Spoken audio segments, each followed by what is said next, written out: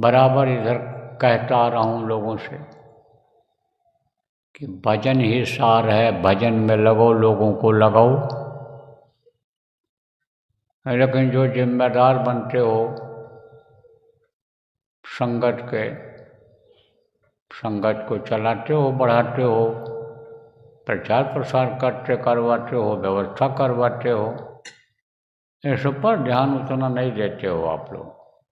इस पर ध्यान देने की ज़रूरत है।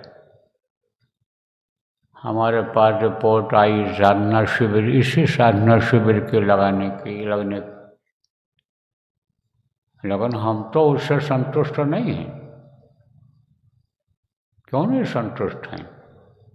क्योंकि संगठनें बड़ी हैं, बहुत लोग नामदानी हैं, लेकिन नामधनी शिविर लग नहीं पाई।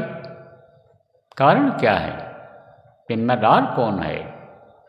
जो जिम्मेदारी संगठनों के लिए हो आप लोग हो। चलो कोई बात नहीं, सुबह का भूला शाम को घर अगर वापस आ जाए तो भूला नहीं कहलाता है।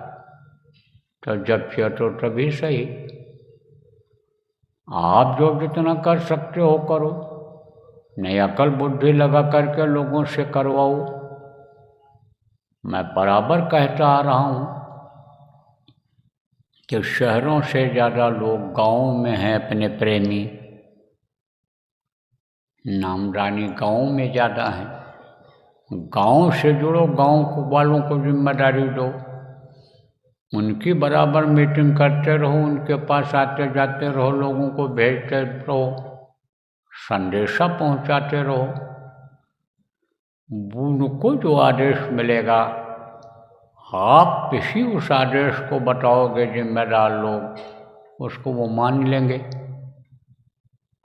क्योंकि आपको केंद्र ने मान्यता दे रखी है। इसलिए गांव स्तर से आप इस काम को करो और कराओ, नहीं तो यह सब मेहनत बेकार है। क्या फ़ायदा इससे? अपना निशाना तो यह है नहीं कि आदमी इकट्ठा करो और सम्मान लो, माला पहनो और जो है रैली निकालो, अपना प्रभाव दिखाओ। अपना काम में नहीं है। अपना काम क्या है? अपने बाबा जय गुरुदेव संगत का काम क्या है कि भजन करो और कराओ, भजनानंदी बनो और भजनानंदी लोगों को बनाओ। अब इसकी ज़रूरत है। बार बार कहता हूँ, समय खराब आ रहा है, और ख़राब समय जब आ जाएगा तो चाहे जिम्मेदार हो चाहे गैर जिम्मेदार हो, चाहे साधक हो चाहे नामदानी हो, सब के सब लोग खराब समय के असर में रहोगे। ऐसे समय नहीं रहेगा जैसा समय इस समय पर है। इस चीज़ को आप लोग जानते हो और अनुभव करते हो। तो देख लो, अंदाज लो सब लोग। सबके लिए संदेश है, पूरे देश विदेश के लोगों के लिए, कि जहाँ जहाँ नामधनी हुई है वहाँ वहाँ जहाँ साधना शिविरें लग सकती हैं वहाँ साधना शिविर लगवा दो, और नहीं जहाँ साधना शिविर लग सकती है तहाँ पर नामधनी कराओ, आप वहाँ पर व्यवस्था बनाओ, फिर उसके बाद साधना शिविर लगाओ। नामधनी में अगर बैठने की आदत लोगों की बन जाएगी, मन लग जाएगा, तो भजन में भी मन लग जाएगा, ध्यान में भी मन लग जाएगा। सुमिरन वगैरह जो भूल गए हैं वो उसमें सीख लेंगे जब इकट्ठा होंगे। तो भजन के नाम पर तो बहुत से लोग बिचक जाते हैं, फिर 2 घंटा बैठाएंगे, चाहे ऐसे 2 घंटा बैठ करके गप मारते रहें, चाहे 3 घंटा बैठ करके पिक्चर देखते रहें, लेकिन भजन के नाम पर, ध्यान के नाम पर बिचक जाते। लेकिन नामधनी के नाम पर लोग आएंगे, नाम धुनी के नाम पर आ जाते हैं, चलो थोड़ी देर बोलेंगे फिर चले आएंगे, चलो चले चलें। जब ये कह रहे हैं, व्यवहार है, पड़ोसी हैं, रिश्तेदार हैं, तो लो चलो चले चलें।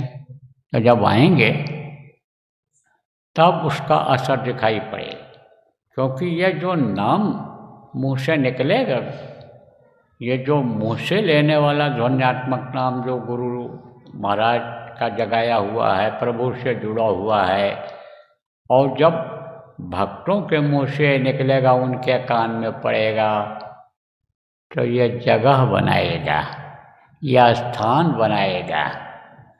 और जब स्थान बनाएगा, बीज पड़ेगा, तो वही फिर भजन ध्यान में जब आप बुलाओगे जोर दे करके उनको, गाँव वालों, जब आप बुलाओगे उनको तो वो आएंगे, बैठेंगे, तो वही बीज अंकुरित हो जाएगा।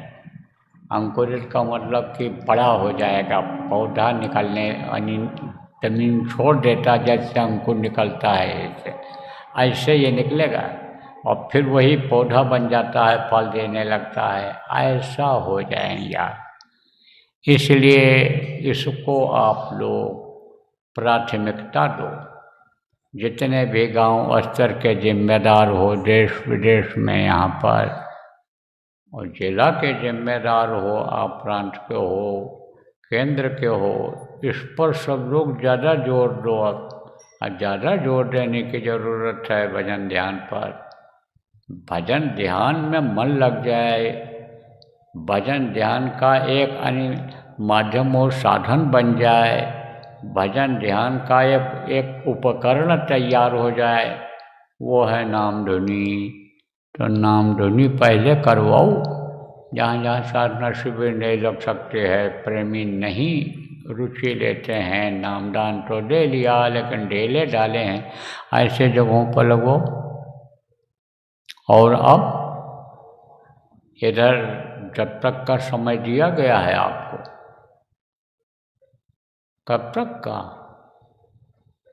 होली तक का। और ये 2 दिन पहले ही आपको बता दिया गया है। तो इसमें जितने भी आपके ये साप्ताहिक सत्संग के दिन हैं, जैसे इतवार के दिन बहुत जगह पर होता है, बहुत जगहों पर आपके गुरुवार को होता है, तो इतवार को छुट्टी रहती है सबकी, और ज़्यादातर दिन में ही होता है सब जगह। तो इतवार के दिन पहले नाम धुनी करवाओ, और उसके बाद में फिर आप लोग ध्यान भजन करवाओ। थोड़ी ही देर सही चाहे, लेकिन ध्यान भजन कराओ।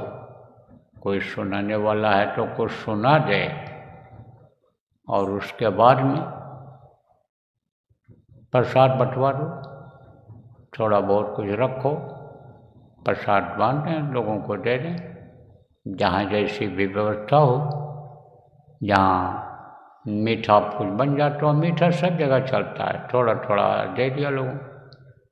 और जो त्रयोदशी और पूर्णिमा को जो सत्संग हो, उसमें भोजन भी करा दो आप। जिसके यहाँ जैसा भोजन बनता हो उसी हिसाब से आप करा। उसमें भी थोड़ा सा मीठा अगर कुछ हो तो बहुत अच्छा रहेगा, मीठी चीज़ हो बहुत अच्छा रहेगा। कोई बनवा लेना, चाहे खरीद लेना, जिसको जैसी सुविधा हो।